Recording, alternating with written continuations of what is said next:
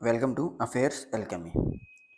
आज 5 जून 2026 है और आज हम 5 जून 2026 के जितने भी करंट अफेयर्स के इम्पोर्टेंट क्वेश्चंस होंगे वो सब हम डिस्कस करेंगे और उनसे रिलेटेड इम्पोर्टेंट फैक्ट्स भी मैं आपको इस वीडियो में बताऊंगा, तो वीडियो में लास्ट तक बने रहिएगा। तो हमारा पहला क्वेश्चन है, विश्व पर्यावरण दिवस वर्ल्ड इन्वायरमेंट डे प्रतिवर्ष कब मनाया जाता है? ऑप्शन ए 3 जून, ऑप्शन बी 4 जून, ऑप्शन सी 5 जून, ऑप्शन डी 6 जून। तो इसका सही आंसर होगा ऑप्शन सी 3 जून।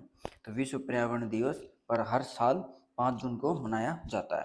इसका उद्देश्य क्या है? इसका उद्देश्य है कि पर्यावरण संरक्षण, जलवायु परिवर्तन, प्रदूषण नियंत्रण और जैव विविधता संरक्षण के प्रति जागरूकता बढ़ाना। इस दिवस की जो शुरुआत थी वो संयुक्त राष्ट्र द्वारा वर्ष 1972 के अंदर आयोजित स्टॉकहोम सम्मेलन के बाद की गई थी। जो पहला विश्व पर्यावरण दिवस जो है 1973 के अंदर मनाया गया था। हमारा अगला क्वेश्चन है, हाल ही में विंडसर कैसल में आयोजित समारोह में किस प्रसिद्ध अभिनेता को नाइटहुड से सम्मानित किया गया? Option A Benedict Cumberbatch, option B Daniel Craig, option C Idris Elba, option D Tom Hardy. तो इसका सही आंसर होगा ऑप्शन सी इद्रिस एल्बा। तो इद्रिस एल्बा को 2 जून 2026 को विंडसर कैसल में आयोजित समारोह में किंग चार्ल्स तृतीय द्वारा नाइटहुड से सम्मानित किया गया। यह सम्मान उन्हें युवाओं के कल्याण तथा सामाजिक एवं परोपकारी कार्यों में उनके योगदान के लिए प्रदान किया गया था। और जब उन्हें ये सम्मान दिया गया था, उनकी पत्नी सबीना एल्बम भी उनके साथ थी। नाइटहुड प्राप्त करने के बाद ये जो है यूके का एक अवार्ड है, एक और उसमें इस क्या है कि ये जो नाइटहुड है मिलने के बाद जिसे ये मिलता है उनको फिर सर की उपाधि दी जाती है। मतलब अब जो इद्रिस एल्बा है उन्हें कहा जाएगा सर इद्रिस एल्बा। हमारा नेक्स्ट क्वेश्चन है, हाल ही में कौशल विकास एवं उद्यमिता मंत्रालय द्वारा शुरू की गई नवचार मंत्र पहल का मुख्य उद्देश्य क्या है? ऑप्शन ए विदेशी निवेश को बढ़ावा देना, ऑप्शन बी जमीनी सत्र से नव प्रवर्तकों और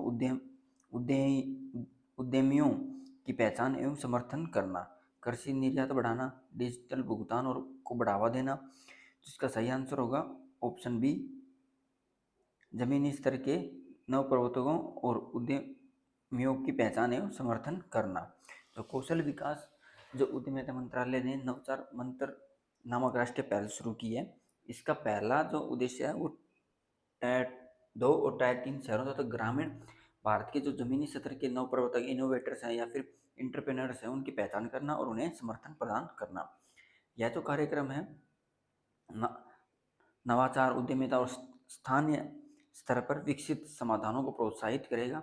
इससे युवाओं को अपने नवचारों को भविष्य में इनोवेशंस, जितने भी इनोवेटिव जो आइडियाज़ होते हैं उनको एक ऑक्यूपेशन में अपने जो खुद के व्यवसाय में बदलने का मौका मिलेगा। और हमारा अगला क्वेश्चन है, हाल ही में एन एनपीसीआई ने यूपीआई भुगतान सुविधा शुरू करने के लिए किस देश के एल एसलेडा बैंक के साथ साझेदारी की है? Option A Vietnam, option B Thailand, option C Cambodia, option D Malaysia. तो इसका सही आंसर होगा ऑप्शन सी कंबोडिया। तो जो एनपीसीआई है, भारत की national payments corporation of India जो है, उसने एसलेडा जो बैंक है, कंबोडिया का नेशनल जो बैंक है, उसके साथ जो साझेदारी की है यूपीआई सुविधा शुरू करने की दिशा में। इस पहल से जो भारतीय पर्यटक और जो व्यवसाय कंबोडिया में यूपीआई के माध्यम से है वो डिजिटल भुगतान कर पाएंगे। तो यह समझौता जो भारत की डिजिटल भुगतान प्रणाली के वैश्विक विस्तार को बढ़ावा देगा। यूपीआई दुनिया की सबसे सफल रियल टाइम डिजिटल भुगतान प्रणालियों में से एक है। National payments corporation of India NPCI. हमारा नेक्स्ट क्वेश्चन है, भारत में मानसून सबसे पहले किस शहर में पहुंचता है? Option A Chennai, option B Mumbai, option C Kochi, option D Thiruvananthapuram. तो इसका सही आंसर होगा ऑप्शन डी तिरुवनंतपुरम। तो ये मानसून जो सबसे पहले जो पहुंचता है, जो स्टेट अगर बात करें तो स्टेट रहेगा केरल। तो अभी हाल ही तो स्टेट रहेगा केरल। तो केरल में भी सबसे पहले काम तिरुवनंतपुरम। और जो मानसून जो आता है ये भारत के अंदर जो पहला जो मानसून था वो होता है दक्षिण पश्चिम मानसून कहलाता है। इसका जो सबसे पहला जो ये हिट करता है वो करता है तिरुवनंतपुरम या तिरुवनंतपुरम को, जो कि केरल में है, जो केरल की कैपिटल भी है। इसके बाद जो मानसून धीरे धीरे पूरे केरल से फिर भारत के अन्य भागों में फैलता है। भारत मौसम विज्ञान जो है IMD मानसून के आगमन की आधिकारिक घोषणा करता है। दक्षिण पश्चिम मानसून जो भारत की कृषि और जल संसाधनों के लिए अत्यंत महत्वपूर्ण माना गया है। हमारा अगला क्वेश्चन है, हाल ही में सऊदी अरब में भारत के अगले राजदूत के रूप में किसे नियुक्त किया गया? ऑप्शन ए विक्रम मिस्त्री, ऑप्शन बी विनय मोहन क्वात्रा, ऑप्शन सी विपुल, ऑप्शन डी हर्षवर्धन श्रृंगला। तो इसका सही आंसर होगा ऑप्शन सी विपुल। तो वरिष्ठ राज जो है IFS जो विपुल जो हैं वो IFS रह चुके हैं। उनको जो है इंडियन फॉरेन सर्विसेज का एक्सपीरियंस है।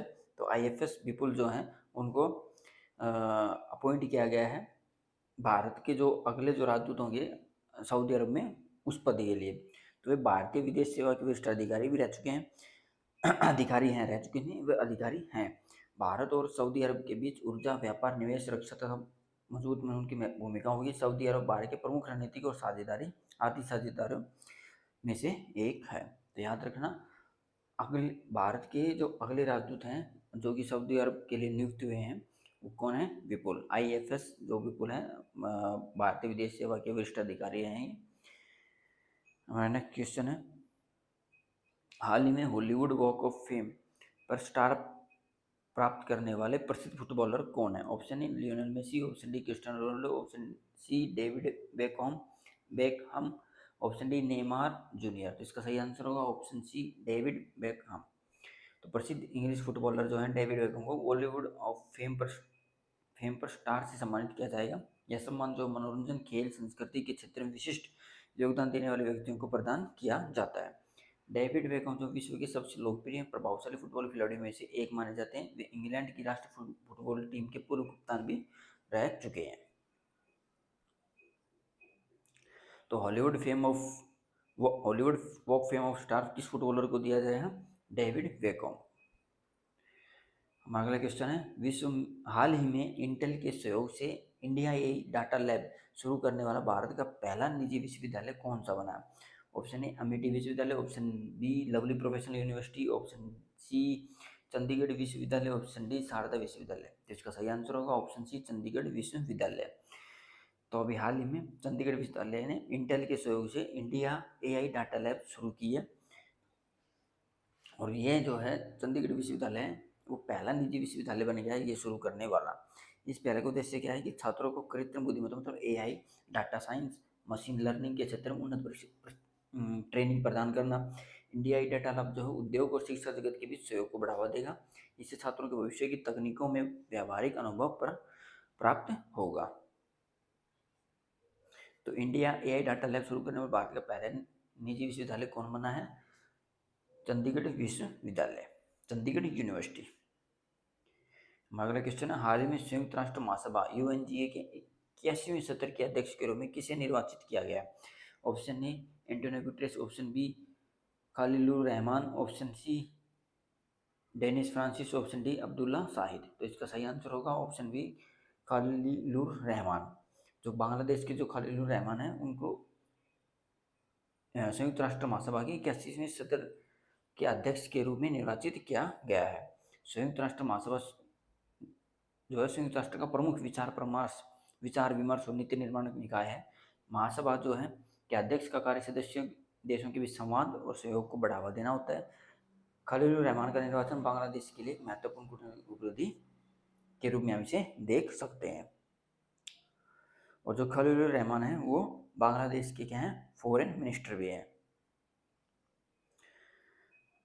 हमारा नेक्स्ट क्वेश्चन है, हाल ही में Princess of Australia sports award जीतने वाले पहले फुटबॉलर कौन बने हैं? Option A Cristiano Ronaldo, option B Neymar junior, option C Lionel Messi, option D Kylian Mbappe. तो इसका सही आंसर होगा option C Lionel Messi. Lionel Messi Princess of Australia sports award जीतने वाले पहले फुटबॉलर बन गए। यह जो है स्पेन का एक प्रतिष्ठित अंतर्राष्ट्रीय पुरस्कार है जो खेल, विज्ञान, कला और मानविकी सहित विभिन्न क्षेत्रों में उत्कृष्ट योगदान के लिए प्रदान किया जाता है। मेसी को यह सम्मान उनके असाधारण खेल प्रदर्शन, खेल भावना और वैश्विक स्तर पर फुटबॉल में योगदान के लिए दिया गया है। मेसी को फुटबॉल इतिहास के महानतम खिलाड़ियों में से एक माना जाता है। अभी हमें पीछे भी एक क्वेश्चन में लियोनेल मेसी के ऊपर डिस्कस किया था कि जिसमें वो दूसरे नंबर पे जो है बिलियनर्स की लिस्ट में जो दूसरे फुटबॉलर जो वो ऐड हुए थे, बिलियनर्स की लिस्ट में जो दूसरे फुटबॉलर हैं वो कौन थे? वो थे लियोनेल मेसी। जो ये हमारा रिसेंट में जो क्वेश्चन था वो ये था, इस पे एक करंट अफेयर बना था इस पे। तो आज का ये है कि प्रिंसेस ऑफ स्टेट स्पोर्ट्स सबसे जीतने वाले पहले फुटबॉलर कौन है? वो है लियोनेल मेसी। ओके फ्रेंड्स, आज के लिए इतना ही। कमेंट करके जरूर बताइएगा आपको ये वीडियो कैसी लगी। वीडियो को लाइक और शेयर जरूर कीजिएगा और आगे ऐसे ही करंट अफेयर्स की वीडियोज़ के लिए करंट अफेयर्स की वीडियोज़ के लिए मेरे चैनल को सब्सक्राइब कीजिएगा। Thank you. जय हिंद, जय भारत।